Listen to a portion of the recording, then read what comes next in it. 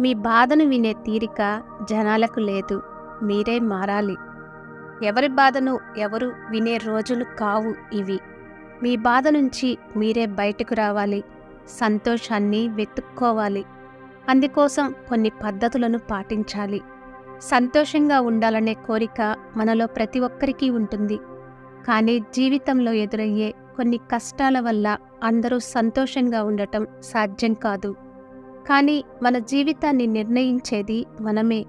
మన జీవితంలో ఆనందాన్ని పొందే మార్గం మన చేతుల్లోనే ఉంటుంది. మనం సంతోషంగా ఉత్సాహంగా ఉండటానికి ప్రతిరోజు కొన్ని పనులు చేయాలి. జీవితంలో ఒక్క విషయం గుర్తుపెట్టుకోండి. బాధ సంతోషం ఒకేసారి వస్తే సంతోషమే చూపెట్టాలి. ఎందుకంటే బాధను వినే తీరిక ఎవరికీ లేదు. మనసు లోతుల్లో ఎంతటి బాధ ఉన్నా మీపై మీరు శ్రద్ధ చూపాలి. ఎవరికీ ఇక్కడ ఎదుటివారి బాధలకు సమాధానం చెప్పే తీరిక లేదు. కష్టాల్లో నుంచి బయటకు రావాలంటే కొన్ని చిట్కాలను పాటించాలి.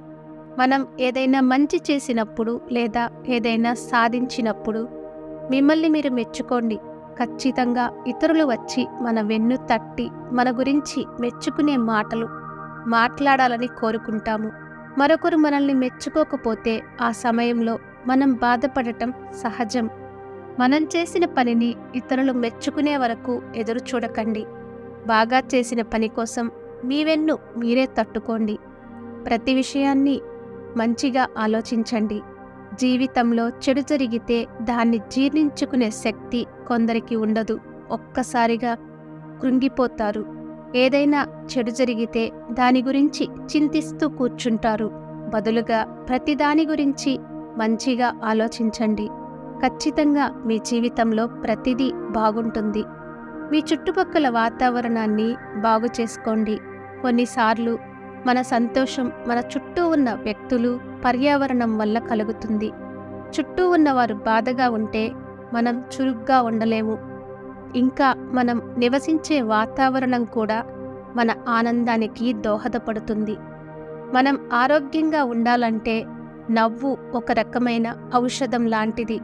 ఎప్పుడూ ముఖం మార్చుకొని కూర్చోకండి. మీ కుటుంబం, స్నేహితులు, ప్రియమైన వారితో నవ్వండి, మాట్లాడండి. మీ ముఖంలో ఎప్పుడూ చిరునవ్వు ఉండనివ్వండి. ఇది మీ ఆనందానికి కూడా దారితీస్తుంది. మంచి వ్యక్తులతో స్నేహం చేయండి. మన టీం కూడా మనపై చాలా ప్రభావం చూపుతుంది. మన స్నేహితులు మంచిగా ఎల్లప్పుడూ సంతోషంగా ఉంటే మనం కూడా వారితో సంతోషంగా ఉంటాం. మన సహవాసం సరిగ్గా లేకపోతే మనం సంతోషంగా ఉండలేము. మీ మనసులో వందల బాధలుండొచ్చు. దాని గురించి బాధపడాల్సిన అవసరం లేదు. వీలైనంత వరకు మీ మనసును వేరే చోట కేంద్రీకరించడానికి ప్రయత్నించండి. బాధను అధిగమించి సంతోషంగా ఉండండి. బాధపడి ప్రయోజనం లేదు. యోగా, మెడిటేషన్ చేయడం వల్ల మనసుకు ప్రశాంతత లభిస్తుంది. చాలామంది యోగా, మెడిటేషన్ చేస్తారు. ఇలా చేయడం వల్ల మీ మనసు ఖచ్చితంగా తేలికవుతుంది. పార్కులో ఒంటరిగా గడపండి. ఇది మీ మనసుకు సంతోషాన్ని కలిగిస్తుంది. Thank you for watching. For more interesting videos, please like and subscribe our channel.